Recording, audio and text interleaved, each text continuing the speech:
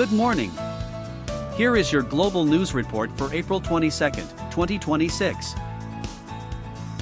The international situation is currently moving along three main axes: ongoing conflict and geopolitical tensions in the Middle East, with uncertainties in ceasefire negotiations and impacts on the energy market, fluctuations in energy policies and restructuring of supply systems worldwide, reflecting progress in the clean energy transition and Russia's oil production cuts, and the significant impact of the Ukraine conflict on Russia's internal control and economy. Many regions show a negative average tone, reflecting the complex challenges and continued instability facing the international community. Specifically, conflict and economic pressures are creating notable differences in reporting frames across regions. Conflict and geopolitical tensions in the Middle East are escalating, with continued Israeli military and settler shootings and killings in Gaza. Ceasefire negotiations between the United States and Iran have reached their deadline, with President Trump indicating a readiness for military action even without an agreement and asserting the continuation of the Strait of Hormuz blockade. This situation is causing a surge in crude oil prices and airfares, creating economic ripples globally. Furthermore, reports indicate the U.S. has seized a cargo ship, described as a gift from China to Iran, adding complexity to the conflict. In South America, President Milei of Argentina has pledged to move the embassy to Jerusalem, signaling a strengthening of ties with Israel, demonstrating how different regions are deeply interconnected within varying contexts. Global energy policies are undergoing a transition towards clean energy and a restructuring of supply systems. China reported that it met 100% of the world's new electricity demand with clean energy in 2025, signaling the arrival of a clean growth era. Meanwhile, Russia is forced to reduce oil production due to drone attacks from Ukraine, and oil exports from Kazakhstan to Germany are expected to be suspended. In Europe, the Australian government under Prime Minister Albanese is facing domestic pressure to raise gasoline taxes, with energy costs impacting airfare surges and household electricity bills. Cuba is also seeking the lifting of the U.S. energy blockade, strongly highlighting the geopolitical aspects of energy supply. The Ukraine conflict is having multifaceted effects both within and outside Russia. Within Russia, statistics from the past 20 years of court proceedings have been removed from public access. The CEO of the largest publishing house was detained in connection with an investigation into LGBTQ+ extremism, and a former railway executive was sentenced to 11 years in prison, indicating moves that shake domestic stability, including information control, human rights issues, and anti-corruption crackdowns. It is also suggested that companies are freezing new hires until the end of the year, and reduced oil production due to attacks from Ukraine is directly impacting the economy. Internationally, Ukrainian President Zelensky criticized the U.S. peace negotiation envoy's visit to Kyiv as disrespectful after the envoy bypassed the capital while visiting Moscow, expressing dissatisfaction with the diplomatic aspects of the conflict. Europol announced it is tracking 45 Ukrainian children forcibly transferred to Russia, Belarus, or occupied Ukrainian territories. Next, here are the key stories from the U.S. The special election in Virginia's reapportionment district is drawing attention, and a satirical news site has agreed to acquire Alex Jones's InfoWars. Furthermore, President Trump is maintaining a hardline stance in ceasefire negotiations with Iran. Major news. 1. In Virginia, a decision on the adoption of a congressional district reapportionment plan will be made on Tuesday. The Democratic Party has a potential to win 10 out of the state's 11 seats, with approximately 1.4 million people having already cast early votes. 2. The satirical news site The Onion has reached an agreement to acquire the company InfoWars from conspiracy theorist Alex Jones, which could lead to the payment of over $1 billion in damages to the families of victims of the Sandy Hook Elementary School shooting. 3. U.S. President Trump stated he does not wish to extend the ceasefire deadline with Iran, which falls on Wednesday night, and threatened to bomb if no agreement is reached. The U.S. Department of Defense announced that it had inspected a ship transporting Iranian crude oil in the Indian Ocean. Next, here are the key stories from Europe. In the UK, investigations into Telegram and energy price reforms have been announced. Due to the Middle East situation, airfares have risen by approximately 25%, and President Zelensky has criticized the actions of the U.S. envoy. Major news. 1. The UK's communications regulator, Ofcom, has launched an investigation into the messaging platform Telegram on suspicion of failing to prevent the sharing of child sexual abuse material under the UK's Online Safety Act. 2. Due to flight route changes and rising fuel costs caused by the Middle East conflict, economy-class airfares have increased by an average of about 24% year-on-year, affecting travelers. 3. The UK government has announced plans for a major reform of how electricity prices are set, aiming to mitigate the impact of international gas price fluctuations on households. Next, here are the key stories from the Middle East. Tensions are rising as Iran declares retaliation against the US seizure of an Iranian vessel. In Gaza and the West Bank, Palestinians have been killed by Israeli soldiers in succession, and Iran has strengthened the autonomy of armed groups in Iraq. Major news. 1. The U.S. military seized the Iranian container ship Tuska in the Gulf of Oman, off the coast of Chabahar port. The U.S. Department of Defense claims the ship was carrying dual-use items and violated U.S. sanctions, while Iran has condemned this as piracy and declared retaliation.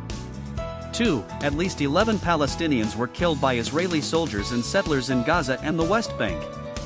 In Gaza, 7 people died and 21 were injured in Israeli military attacks, with a 18-year-old woman and a 13-year-old boy critically injured by sniper fire. 3. Iran has granted greater autonomy to pro-Iranian armed groups within Iraq, allowing them to carry out operations without Tehran's approval. This change is attributed to the pressure of war, with a decentralized command structure being implemented. Next, here are the key stories from Russia. Judicial statistics for the past 20 years have been removed from public access, strengthening information control. The economy is stagnating due to corporate hiring freezes and reduced oil production, while diplomatic and security movements are also occurring, such as the completion of a road bridge connecting with North Korea. Major news. 1. Russia has strengthened information control by removing 20 years of Supreme Court judicial statistics, criminal, civil, and administrative cases, from public access, which were used by journalists and human rights organizations for tracking.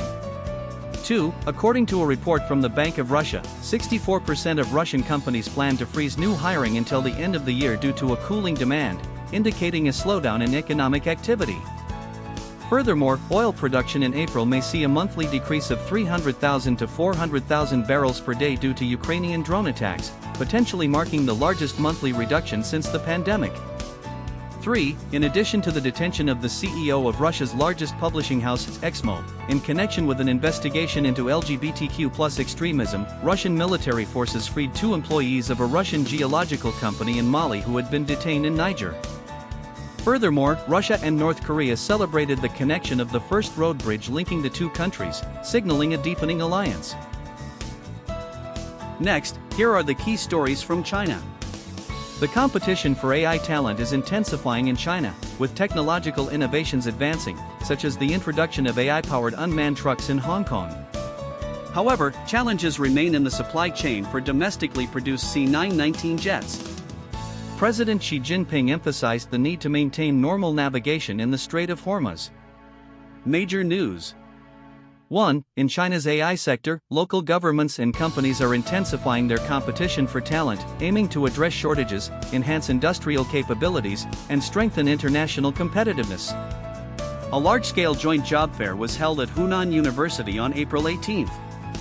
2. At the Kwai Tsing Container Terminal in Hong Kong, 6 AI-equipped unmanned trucks have been introduced since January to address labor shortages and improve efficiency, processing over 8,000 container movements.